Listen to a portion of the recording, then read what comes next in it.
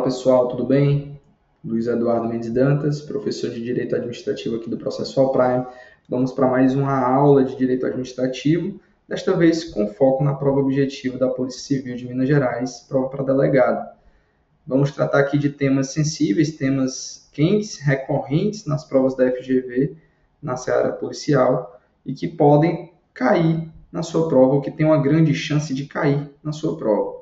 Esses temas são bem explorados pela FGV, são bem explorados nos concursos para delegados de uma forma geral, mas a FGV tem tratado de forma recorrente determinados assuntos. A gente sabe que as questões elaboradas pela FGV, elas têm uma exigência do candidato não só do conhecimento cru da lei, ela obriga o candidato a fazer uma interpretação legal, a fazer um raciocínio lógico diante de uma situação apresentada, ou mesmo fazer uma combinação de raciocínio entre lei e jurisprudência, e tudo isso dentro da mesma questão, oferecendo itens variados, oferecendo itens que exigem dentro daquela temática um conhecimento amplo do assunto.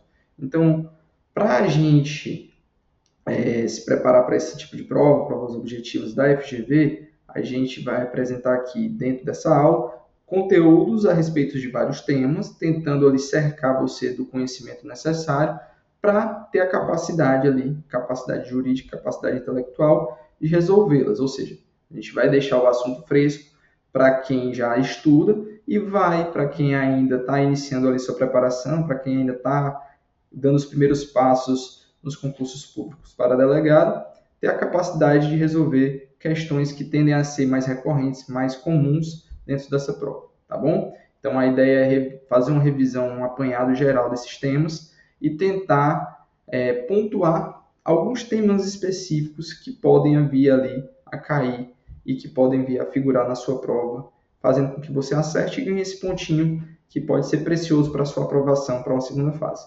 Tranquilo?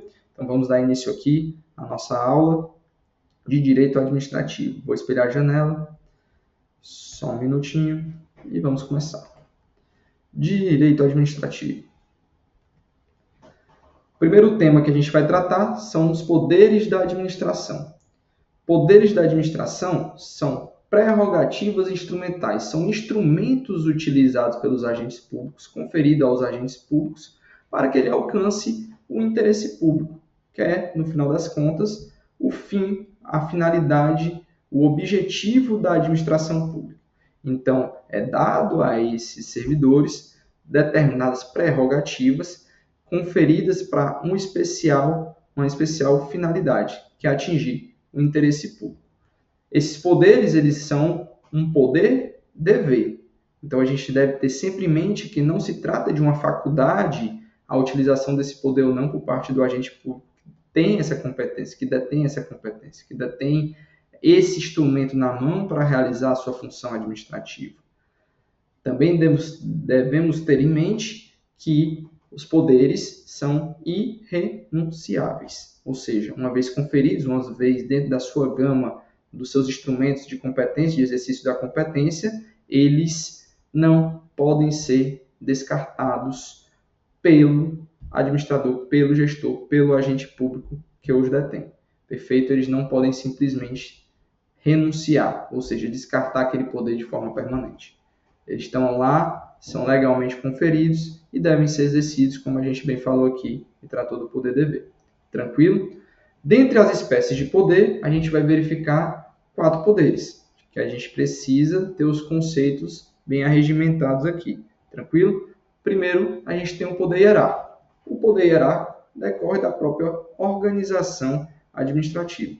Quando a gente enxerga a organização administrativa, sobretudo ali a gente tratando do poder executivo, a gente enxerga uma pirâmide. Uma pirâmide onde a gente vai ter ali no topo o chefe do poder executivo eleito para exercer essa função, seja o presidente, o governador do estado ou o prefeito municipal, em que a gente enxerga ele como chefe e que vai emanar ordens para aqueles que estão abaixo. Aí a gente vai ter abaixo os ministros, secretários, e depois a gente vai ter os órgãos subalternos que vão estar ali executando as ordens dos demais. Perfeito? Então a gente consegue visualizar hierarquia. E dentro da hierarquia, a subordinação escalonada dentro dessa escada, dentro dessa pirâmide. Perfeito? Vale lembrar aqui que não é algo exclusivo do Poder Executivo, tá bom? O Poder Executivo tem isso como sua função típica, a de administrar, gerir e dentro desse organograma de pirâmide, em que a gente visualiza um chefe emanando ordens para baixo. O Poder Legislativo e o Judiciário também possuem essa parte organizacional, essa parte administrativa, que é o que a gente denomina de função atípica. E dentro da função atípica, a gente também visualiza uma pirâmide, um escalonamento, onde a gente consegue visualizar subordinação. Mas na função típica desses poderes, isso não existe. Tranquilo? Temos também o poder normativo ou regulamentar. Regulamentar no sentido de regulamentar as leis, ou seja, o poder legislativo vai criar leis, estabelecer regras, normas, ordens, e essas regras, para serem executadas pelo poder executivo, elas precisam ser detalhadas, elas precisam ter uma espécie de detalhamento para propiciar a sua fiel execução. Então, toda vida que você lembrar de poder normativo, você vai lembrar de detalhamento para a fiel execução da lei, ou seja, vão ser emanados decretos regulamentares que vão dentro da lei, dentro da ótica legal, dentro do espectro legal, ou seja, não podem ter um caráter inovador, vão ali regulamentar aquela lei para sua fiel execução. Vale salientar aqui também diferenciar poder regulamentar de poder regulador, ou de regulamentação por parte das autarquias especiais chamadas agências especiais, como a gente verifica no caso da Anatel, da ANEEL, que regulam determinados setores da economia e exercem um papel de normatização técnica, ou seja, apesar deles tirarem o seu fundamento de validade da lei, eles têm um pouco mais de flexibilidade para a criação de normas técnicas, que se chama de um processo de deslegalização. Só para que vocês coloquem aí na caixinha de vocês e tenham esse conhecimentozinho guardado para eventualmente distinguir o poder regulamentar do poder regulador. Perfeito? Temos outro poder que é o poder disciplinar. O poder disciplinar, ele provém de uma relação especial entre o administrador e a pessoa ao qual ele está ali executando o poder disciplinar, que é o poder sancionador. O poder disciplinar ele decorre justamente dessa supremacia especial para a aplicação de sanções em caso de cometimento de ilícitos administrativos. Ilícitos esses que podem ser decorrentes de um vínculo administrativo, como a gente verifica entre casos de servidores públicos e administração, ou como no caso de contratados pela administração pública que não executaram aquele contrato de forma correta, da forma pactuada, e estando sujeito ali à sanção, obviamente respeitado o contraditório e a ampla defesa. Perfeito? E temos o poder de polícia. O poder de polícia é esse que a gente vai destrinchar de uma forma mais detalhada, por ser o mais recorrente em provas para delegado. Perfeito? O poder de polícia ele é a prerrogativa administrativa que possibilita a restrição ou condicionamento da atividade dos particulares para que atinja um determinado interesse público. A gente verifica de forma fácil essas limitações, por exemplo, quando a gente enxerga ali o plano diretor de uma cidade que limita a construção de prédios acima de determinada altura, seja porque está próximo, por exemplo, de um aeroporto, propiciar que esses aviões consigam decolar com segurança e aterrissar com segurança, seja também quando a gente faz determinadas limitações de construções em situações ambientais em que a gente tem uma restrição já para construções em determinadas áreas. Isso se chama exercício do poder de polícia, restrição para atingir uma determinada finalidade pública. O poder de polícia ele pode ser enxergado em dois sentidos. O amplo, onde ele abrange tanto a parte legislativa, ou seja, a atividade legislativa, legiferante, que restringe ou condiciona o exercício de determinadas atividades particulares, quanto da atividade administrativa propriamente dita, exercida pelo Poder Executivo, quando está ali fiscalizando ou até mesmo emitindo ordens dentro dos espectros legais definidos. Beleza? E o sentido restrito é justamente aquele que restringe a atividade do poder de polícia, então somente a atividade do poder executivo. Tranquilo? Prosseguindo. O poder de polícia ele tem como fundamento a supremacia geral. Por quê? Porque não precisa de um prévio relacionamento entre o administrado e a administração pública para que haja o exercício do poder de polícia. Ele não precisa existir um vínculo especial prévio, que é o contrário do que a gente já definiu no caso do exercício do poder disciplinar, em que o poder disciplinar se fundamenta na supremacia especial, porque exige um prévio relacionamento específico entre a pessoa que está sendo sancionada e a administração pública, seja um vínculo contratual, seja um vínculo administrativo decorrente de se tratar de um servidor público. Beleza?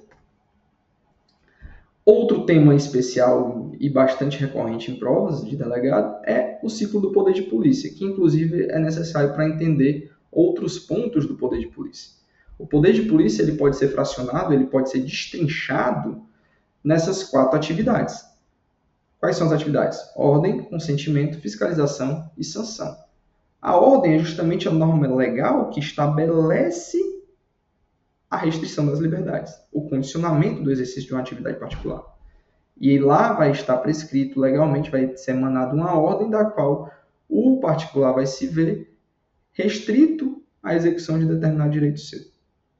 Consentimento, por sua vez, ele é a anuência estatal para o exercício dessa atividade, nas conformidades legais. Ou seja, a lei estipulou a ordem e o Estado tem que consentir, ou seja, tem que anuir com aquela atividade. Então, o particular, para exercício daquela atividade, ele precisa ir atrás da administração pública e solicitar ou requerer aquela autorização ou aquela licença, daí você tem os termos para o exercício do consentimento, onde ele vai pedir para a administração pública exercer determinada atividade. A gente pode ver no caso aqui da licença, que eu acabei de citar, um caso em que há um consentimento vinculado, ou seja, o ato de consentimento, nesse caso, ele é vinculado ao que determina a lei. A lei estipula requisitos, por exemplo, para você tirar a sua CNH, tirar a sua carteira de habilitação para conduzir veículo automotor, tem os requisitos legais. Então, você vai ter que preencher aqueles requisitos e, preenchido, a administração não vai ter conveniência e oportunidade, ela não vai ter que deliberar, ela vai ter somente que acatar aquilo e entregar a sua carteira e conceder ali a sua licença para dirigir. Ao contrário da autorização, em que pese existam requisitos legais, há conveniência e oportunidade ao exercício discricionário dentro do motivo e do objeto para que você conceda ou não determinado direito ao particular. O que a gente visualiza ali na autorização para porte de arma, em que há uma análise, uma deliberação por parte da administração pública em que pode se motivar ou não a sua concessão. Perfeito? A fiscalização é o ponto que vem após o consentimento, mas vale ressaltar que o consentimento nem sempre é necessário.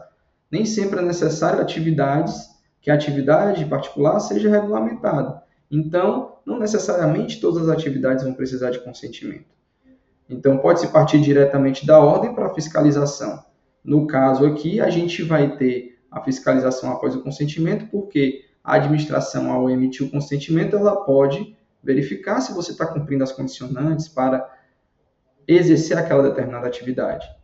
Ou seja, ele vai fiscalizar e, caso seja aferido ali naquele momento da fiscalização que você está cometendo um determinado ilícito administrativo, ele vai passar para o outro ponto, que é a aplicação da sanção. Ou seja, o poder de polícia permite que você dê a ordem, restrinja o direito, exija o consentimento, fiscalize e aplique a sanção. E aí a gente vê findado o ciclo do poder de polícia, no qual culmina com a aplicação da sanção, a depender do cometimento de ilícito ou não. Perfeito? Feito o destrinchamento do ciclo do poder de polícia, a gente passa para um tema que tem grandes chances de cair na sua prova, que é a delegação do poder de polícia. Delegação do poder de polícia afere, se possível, mas dentro das condicionantes exigidas pelos posicionamentos do STJ e, atualmente, posicionamento do STF. Então, o posicionamento do STJ, que é o mais antigo, deu abertura para que se pudesse delegar as etapas do consentimento e a etapa da fiscalização, sendo atos meramente executórios, do qual não se necessitaria do poder de império da administração pública. Ou seja, entendi o STJ que a ordem emanada só poderia vir do Estado, por deter o poder de império, que este não poderia ser delegado, já que não poderia ter pessoas dentro da mesma órbita aplicando algo que careceria de, que necessitaria de uma preponderação, no caso, uma supremacia. No caso que a gente está falando, supremacia do interesse público, exercício do poder de império. Então, o STJ entendia que era possível delegar os atos de consentimento e os atos de fiscalização, não sendo possível, no entanto, delegar os atos de sanção nem ordem.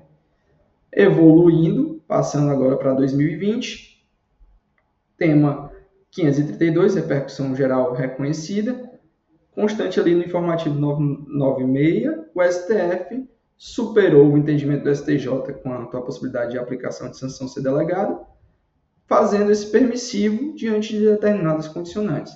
Então, o que entendeu o STF?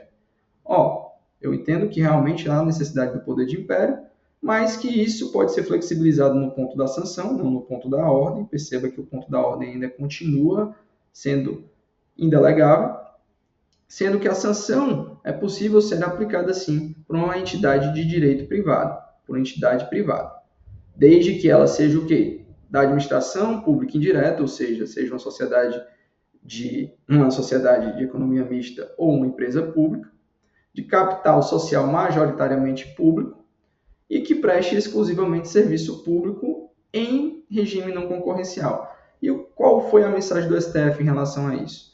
Ele não pode causar um desequilíbrio dentro da esfera privada, ou seja, por isso a exigência de um regime não concorrencial. Por isso a exigência de que, ainda que fosse uma entidade privada, ela pertencesse ainda à administração pública indireta, ou seja, ela tem um vínculo com a administração pública.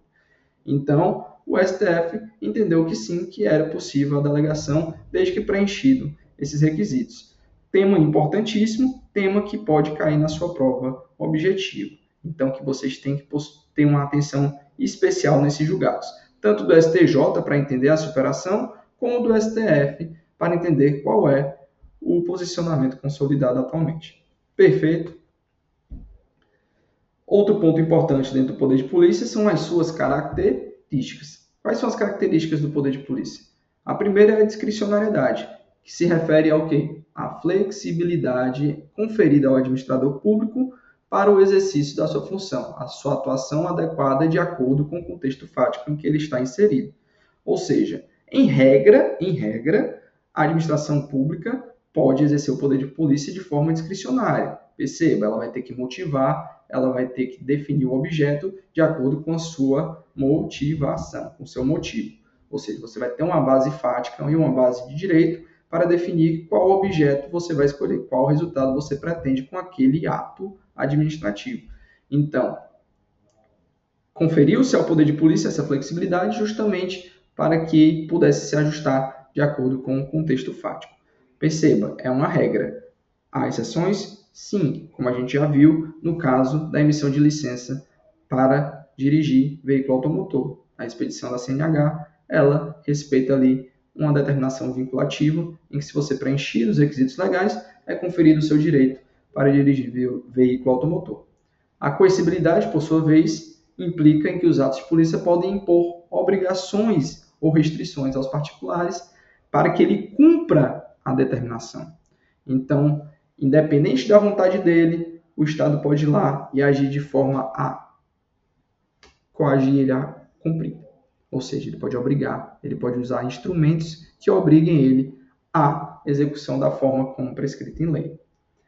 E a autoexecutoriedade, sendo a última característica, permite que a administração pública execute os atos que pretende sem que peça permissão ao Poder Judiciário. Ou seja, ela pode autoexecutar as suas ordens. Há ordens emanadas do ponto de vista administrativo que devem ser executadas pelos órgãos competentes. E aí a gente possui duas formas de exercício dessa autoexecutoriedade, seja a executoriedade direta, ou seja, no qual a administração pública de fato vai lá e põe a mão na massa e executa.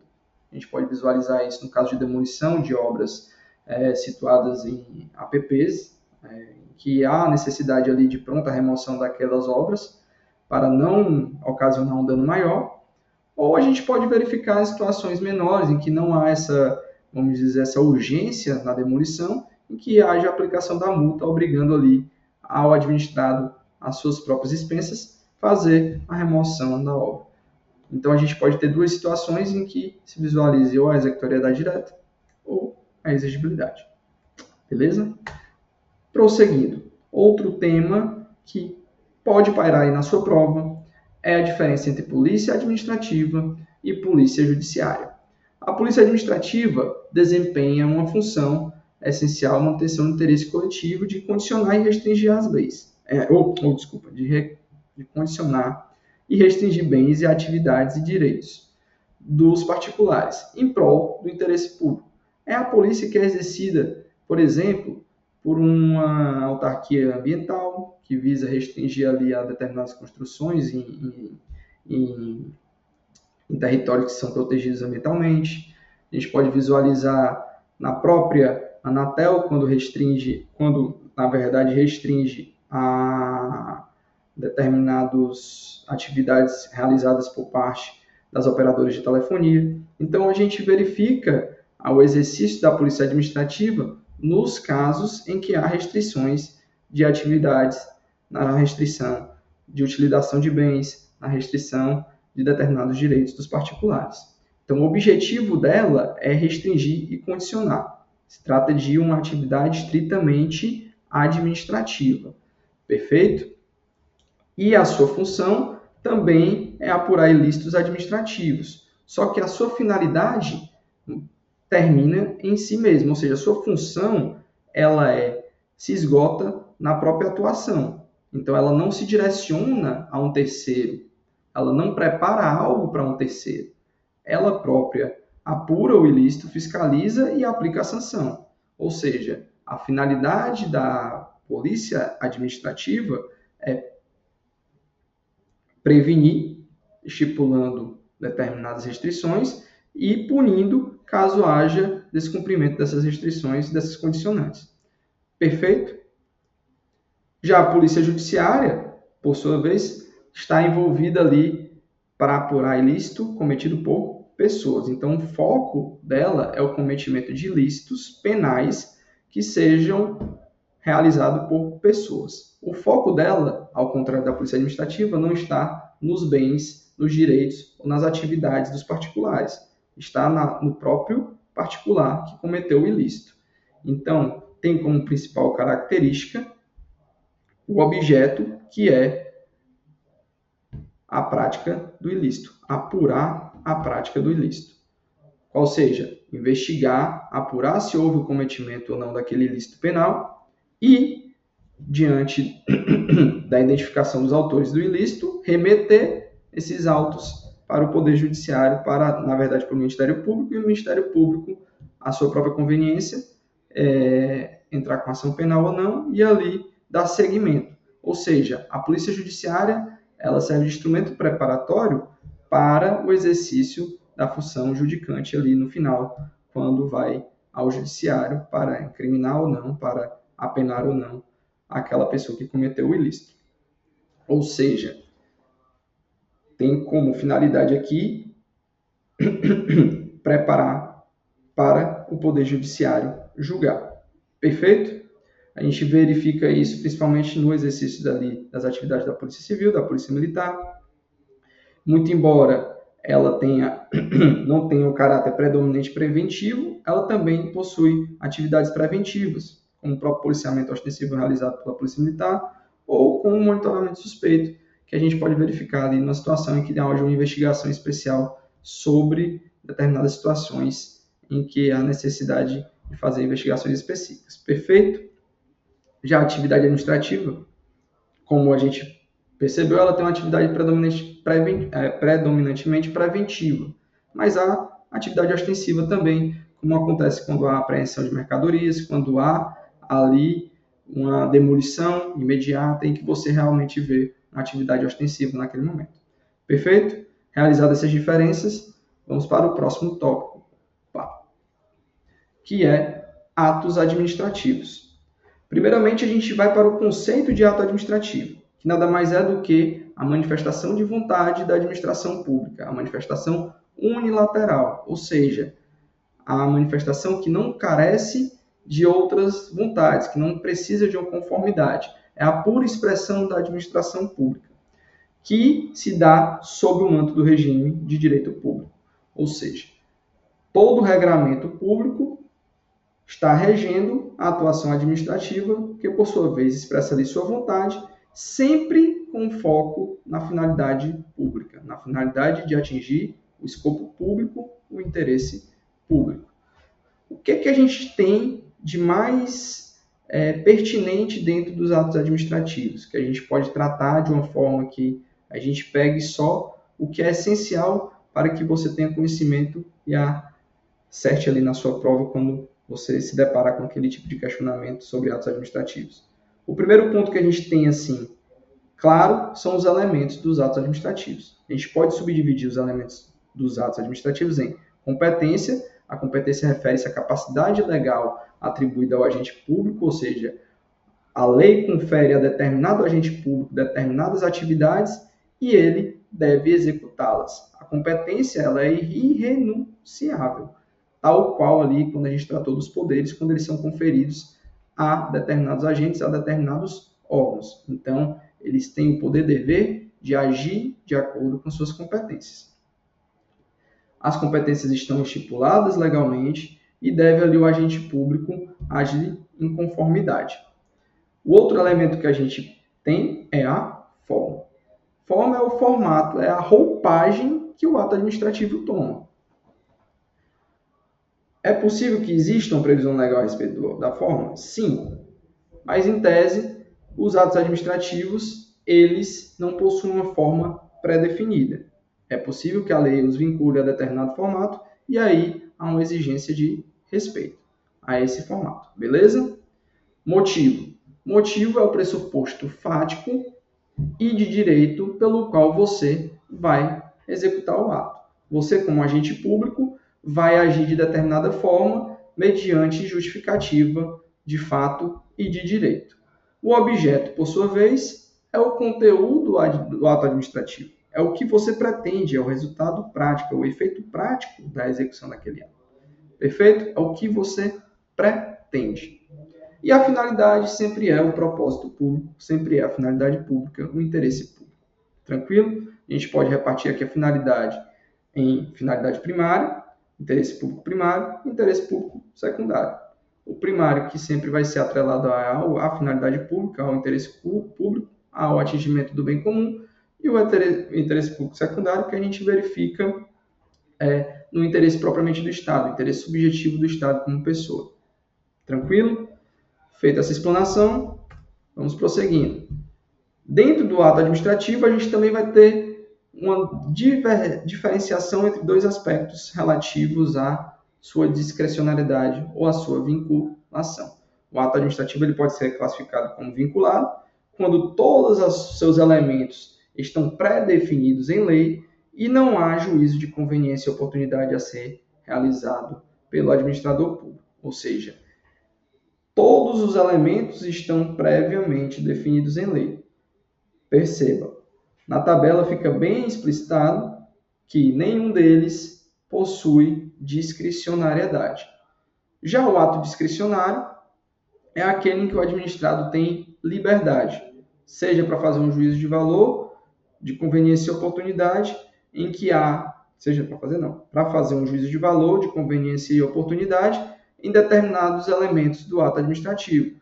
Quais sejam? O motivo, justamente o contexto fático que ele está inserido, ele consegue ali dentro daquele contexto fático e diante das possibilidades legais que são conferidas a ele, escolher a melhor forma que irá executar o ato. Escolher qual ato ele irá executar. Então, ali ele consegue ter elencado na lei opções, ou, diante de um tipo aberto legal, ele ter realmente uma ampla escolha de como vai realizar de que ato ele vai realizar, qual ato ele vai realizar, e usará a justificativa necessária para que arrazoe os motivos, para que trate os motivos, traga os motivos pelos quais ele agiu daquela forma. Então, a gente vai ter, dentro do ato administrativo, elementos que podem ser discricionários ou vinculados, mas percebam que sempre vão existir elementos vinculados. Primeiro, a competência, que ela tem que estar definida em lei. O formato também, quando não está definido, ele fica em aberto, mas respeitando determinadas formalidades próprias da administração pública. O motivo e o objeto, por sua vez, ele pode ser vinculado ao discricionário, daí a flexibilidade de atuação da administração pública. E a finalidade, ela sempre será pública. Ela não pode se desviar. Tranquilo? Não há discricionariedade, não há facultatividade em atingir o interesse público ou não. Só voltando aqui, para a gente tratar de dois assuntos que são importantes, que é o excesso de poder, que é quando o agente público ele atua fora das suas competências, ou com desvio de poder, quando ele atua fora da finalidade pública, ou seja, ele se desvia da finalidade pública. Enquanto o excesso de poder, ele possui vício de competência. O agente público ele possui determinadas competências e tem um limite para a sua atuação. Quando ele extravasa essa atuação e entra na competência de outros agentes públicos, ele está agindo com excesso de poder. Enquanto, na questão da finalidade, há um desvio de poder porque ele está, de fato, se afastando do interesse público. Ele está agindo com desvio de finalidade, desvio de poder. Perfeito? Essas são as duas espécies de desvio de poder. Outro assunto pertinente que deve estar aí na sua gama de conhecimento é a convalidação dos atos administrativos. A convalidação dos atos administrativos, ela se dá na medida em que você se depara com determinados vícios em determinados elementos do ato administrativo. Verificado vícios, você verifica se eles são sanáveis ou insanáveis, o que vai tratar o ato como anulável ou nulo. Então, dentro de determinados elementos, a gente vai poder verificar a possibilidade ou não de convalidação dos atos. E o que é convalidação? É justamente o aproveitamento daquele ato e a correção dos vícios encontrados dentro desses atos que propiciam a ele a possibilidade de correção, aproveitamento e economia administrativa. Ou seja, ele pega um ato eivado de vício, por exemplo, um vício de competência, ou seja, uma pessoa exerceu ali sua competência de forma equivocada e acabou invadindo a competência de outro agente público, mas esse outro agente público entendeu que o ato dele foi correto e que dava para ser muito bem aproveitado. E ali não se tratavam de competências exclusivas ou indelegáveis. Então, o agente público que é competente pode ir lá e convalidar o ato executado pelo agente público que é incompetente. E aí a gente tem a possibilidade de convalidação, de saneamento do ato. Então, a gente pode aferir a possibilidade de convalidação quanto à competência e quanto à forma. Vícios meramente formais no que tange à forma e os vícios de competência que são, em regra, sanáveis, desde que não se tratem de competências que não sejam passíveis de delegação ou competências exclusivas. E aí a gente não verifica a possibilidade de convalidação do ato. Com relação a motivo e objeto e finalidade, a gente não verifica a possibilidade de se convalidar o ato administrativo. Mas por quê? Porque o motivo trata dos pressupostos fáticos e de direito. E se eles estão equivocados, obviamente não podem ser corrigidos, porque eles são o fundamento do ato administrativo. Se eles estão errados, eles maculam o ato na sua origem, ou seja, no seu fundamento, na sua base. E não há possibilidade de se convalidar, porque haverá uma desnaturação do próprio ato. Ou seja, o ato ele vai ser substituído, ele não vai ser convalidado, percebe? Ele não vai ser corrigido. Da mesma forma, o objeto. Se o objeto é ilegal, se o objeto é indeterminado, ele vai ser nulo. Ou seja, se ele é ilícito, se for um objeto ilícito, se for um objeto que não se consegue determinar, ele vai ser nulo de pleno direito, porque não se verifica ali a possibilidade de sanar sem modificar o ato em si, desnaturar o ato em si. Da mesma forma, a finalidade pública, ou seja, havendo desvio de finalidade, havendo mácula ao interesse público, a gente, configurado abuso de poder, a gente não consegue convalidar o ato. Só remetendo à questão de excesso de poder e desvio de poder, são espécies do abuso de poder. Só rememorando aqui que eu acabei me equivocando no slide anterior. Perfeito? Vamos passar ao próximo ponto de atos administrativos, que é de suma importância para a sua revisão, que são a extinção dos atos administrativos. Já foi objeto de prova da FGV e é corriqueiramente objeto de prova de delegado de polícia. São as modalidades, as formas de extinção dos atos administrativos. Aqui a gente tem uma lista vasta, obviamente, tratando de várias hipóteses de extinção, mas a gente tem as mais recorrentes, que no caso aqui são anulação, revogação, cassação e caducidade. A gente vai verificar aqui o cumprimento dos efeitos, que é quando ele se esgota pelo simples esgotamento da sua finalidade administrativa. O ato feito, ele tem uma finalidade, tem um escopo, e atingido esse escopo, ele esgota seus efeitos e, portanto, ele se extingue por si só. Temos a anulação, que é quando se evidencia alguma ilegalidade, algum vício que não é passível de ser sanado. Então, ele pode ser anulado. O ato ele pode ser anulado tanto pelo Poder Judiciário como pela própria administração pública no exercício da autotutela. A autotutela é a capacidade de revisão dos atos administrativos por parte da própria administração pública e a gente verifica ela na súmula 473 do STF. Perfeito?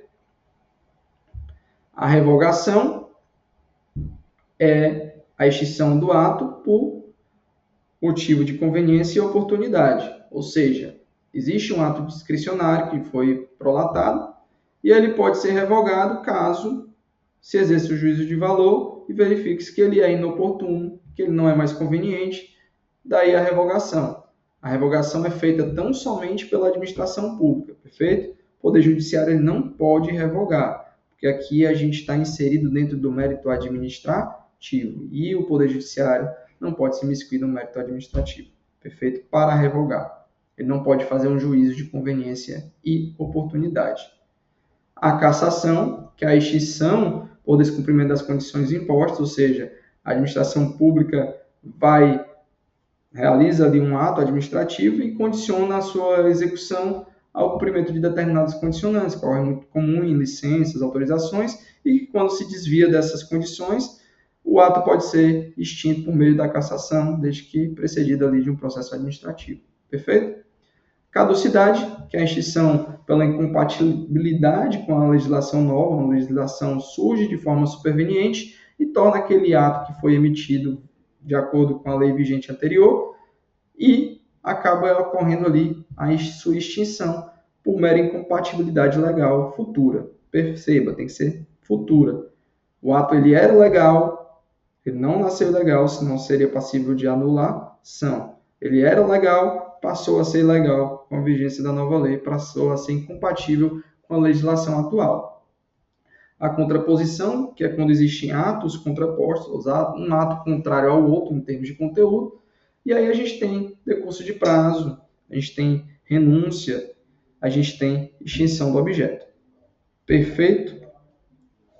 Que são modalidades que não carecem de muita explicação, que a gente consegue visualizar tão somente pela própria dicção do seu nome. Perfeito? Agora vamos entrar na temática responsabilidade civil do Estado. Responsabilidade civil do Estado é um tema bastante recorrente nas provas da FGV, é bem explorado, é algo que é pertinente tanto do ponto de vista da própria atuação policial, que acaba aparecendo com um certo costume ali nas provas de delegado. Assunto esse que vamos ver no próximo bloco da nossa aula de revisão. Perfeito?